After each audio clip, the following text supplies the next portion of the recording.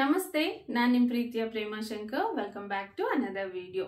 ಇವತ್ತು ನಮ್ಮ ದೇಹಕ್ಕೆ ಮುಖ್ಯವಾಗಿ ಬೇಕಾಗಿರುವಂತ ಪ್ರೋಟೀನ್ ಅನ್ನ ಒದಗಿಸೋದಕ್ಕೆ ಒಂದು ಬೆಸ್ಟ್ ಹಾಗೆ ತುಂಬಾನೇ ಸಿಂಪಲ್ ಆಗಿರುವಂತ ಪ್ರೋಟೀನ್ ಪೌಡರ್ ಅನ್ನ ಮನೆಯಲ್ಲಿ ಹೇಗೆ ರೆಡಿ ಮಾಡ್ಕೊಳ್ಳೋದು ಅಂತ ಹೇಳಿ ತೋರಿಸ್ಕೊಡ್ತೀನಿ. ತುಂಬಾ ಡ್ರ್ಯಾಗ್ ಮಾಡಲ್ಲ, ಆದಷ್ಟು ಕಡಿಮೆ ಟೈಮ್ ಅಲ್ಲಿ ತುಂಬಾ ಒಳ್ಳೆ ಇನ್ಫಾರ್ಮೇಶನ್ ಅನ್ನ ನಿಮಗೆ ಶೇರ್ ಮಾಡಬೇಕು ಅನ್ನೋದು ನನ್ನ ಇಂಟೆನ್ಷನ್. ಬನ್ನಿ ವಿಡಿಯೋನ ಸ್ಟಾರ್ಟ್ ಮಾಡೋಣ. ಈ ಪ್ರೋಟೀನ್ ಪೌಡರ್ ನ ಹೇಗೆ ರೆಡಿ ಮಾಡೋದು ಅಂತ ತಿಳ್ಕೊಳ್ಳೋದಕ್ಕಿಂತ ಮುಂಚೆ ನಮ್ಗೆ ಈ ಪ್ರೋಟೀನ್ ಅಂದ್ರೆ ಏನು ಅಂತ ಗೊತ್ತಿರ್ಬೇಕಲ್ವಾ.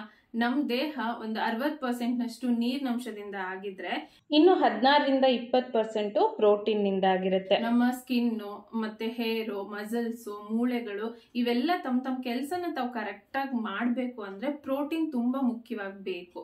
ಈ ಪ್ರೋಟೀನ್ ಅಂಶ ನಮ್ಮ ದೇಹದಲ್ಲಿ ಕಡಿಮೆ ಆಗ್ತಾ ಇದೆ ಅಂದಾಗ ಕೂದಲು ಉದ್ರೋ ಸಮಸ್ಯೆ ಆಗಿರ್ಬೋದು, ಅಥವಾ ಸ್ಕಿನ್ನಿನ ಬೇರೆ ಬೇರೆ ತರ ಡಿಸೀಸಸ್ಗಳು ಅಂದ್ರೆ ಚರ್ಮ ಸುಕ್ಕುಗಟ್ಟೋದಾಗಿರ್ಬೋದು, ಗುಳ್ಳೆಗಳು ಜಾಸ್ತಿ ಆಗೋದು, ಹಾಗೇನೆ ಡ್ರೈನೆಸ್ ಜಾಸ್ತಿ ಆಗೋದು, ಈ ರೀತಿ ಹಾಗೆ ಮೊಣಕಾಲು ನೋವು, ಸೊಂಟ ನೋವು, ಒಂದಾದ್ಮೇಲೆ ಒಂದ್ ನೋವುಗಳು ಕಾಣಿಸ್ಕೊಳ್ಳೋದು, ಇದೆಲ್ಲದಕ್ಕೂ ಮೇನ್ ರೀಸನ್ ಪ್ರೋಟೀನ್ ಕಡಿಮೆ ಆಗೋದು ಕೂಡ ಆಗಿರುತ್ತೆ. ಮೇನ್ ಆಗಿ ನಾವ್ ಏನ್ ಊಟ ಮಾಡ್ತೀವೋ ಅದ್ರ ಬಗ್ಗೆ ಗಮನ ಇರಬೇಕು. ಅನ್ನ ಸಾಂಬಾರ್ ಊಟ ಮಾಡ್ತೀವಿ ಅಥವಾ ರೊಟ್ಟಿ ಪಲ್ಯ ಊಟ ಮಾಡ್ತೀವಿ, ಅದಷ್ಟು ನಮ್ಗೆ ಹೊಟ್ಟೆ ತುಂಬಿಡ್ತು.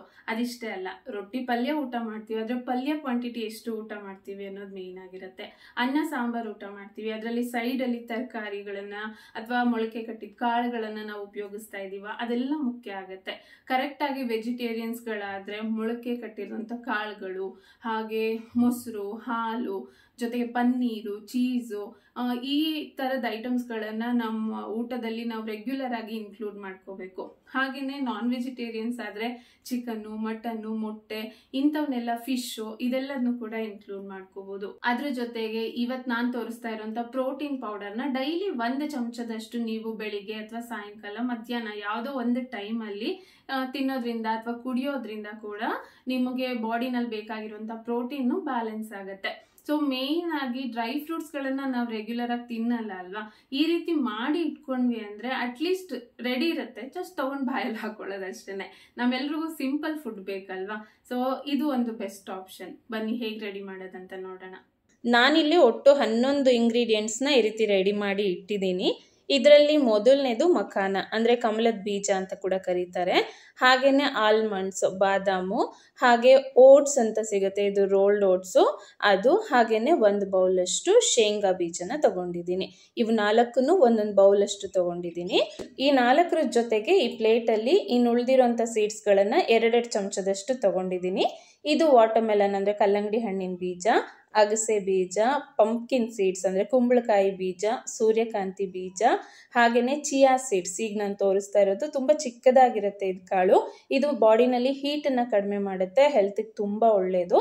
ಹಾಗೆ 2 ಚಮಚದಷ್ಟು ಗೋಡಂಬಿ ಮತ್ತು 2 ಏಲಕ್ಕಿನ ತಗೊಂಡಿದ್ದೀನಿ.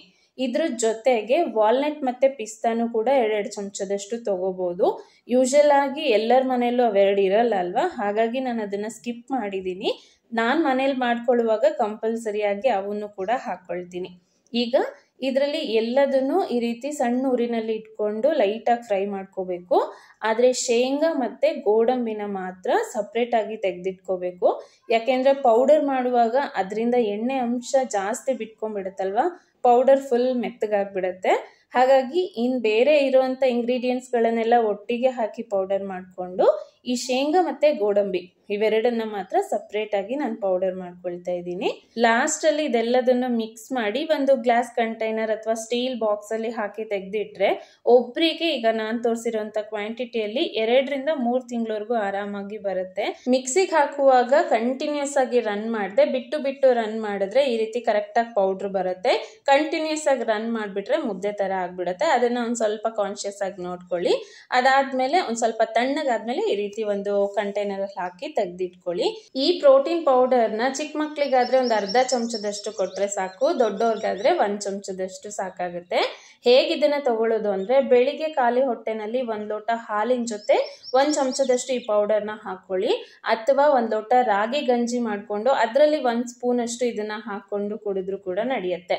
ಅಥವಾ ಸಂಜೆ ಕೂಡ ಇದೇ ರೀತಿ ಮಾಡ್ಬೋದು. ಒಟ್ಟಿನಲ್ಲಿ 1 ಚಮಚದಷ್ಟು ಈ ಪೌಡರು ನಮ್ಮ ದೇಹಕ್ಕೆ ಸೇರ್ತಾ ಹೋದ್ರೆ ದಿನದಿಂದ ದಿನಕ್ಕೆ ನಮ್ಮ ಆರೋಗ್ಯ ಸುಧಾರಿಸ್ತಾ ಬರುತ್ತೆ. ಕಂಟಿನ್ಯೂಸ್ ಆಗಿ ಒಂದು 3 ತಿಂಗಳು ನೀವು ಈ ಪೌಡರ್ನ ಯೂಸ್ ಮಾಡಿ ನೋಡಿ, ಆಮೇಲೆ ನಿಮ್ಗೇನೆ ಡಿಫ್ರೆನ್ಸ್ ಗೊತ್ತಾಗುತ್ತೆ. ಈ ಪೌಡರ್ನ ಚಿಕ್ಕ ಮಕ್ಕಳಿಂದ ಹಿಡಿದು ವಯಸ್ಸಾಗಿರೋರು, ವೆಯ್ಟ್ ಲಾಸ್ ಮಾಡಬೇಕು ಅಂತಿರೋರು, ವೆಯ್ಟ್ ಗೇನ್ ಮಾಡಬೇಕು ಅಂತ ಇರೋರು, BP ಪೇಷಂಟ್ಸ್ಗಳು, ಹಾಗೇನೆ ಶುಗರ್ ಪೇಷಂಟ್ಸ್ಗಳು ಪ್ರತಿಯೊಬ್ರು ಕೂಡ ತಗೋಬಹುದು. ಸೊ ಮೇನ್ ಆಗಿ ಇದು ನಮ್ಮ ಬಾಡಿನಲ್ಲಿ ಇಮ್ಯುನಿಟಿ ಪವರ್ನ ಜಾಸ್ತಿ ಮಾಡುತ್ತೆ, ಜೊತೆಗೆ ಪ್ರೋಟೀನ್ ಅಂಶನ ದೇಹಕ್ಕೆ ಒದಗಿಸ್ಕೊಡುತ್ತೆ.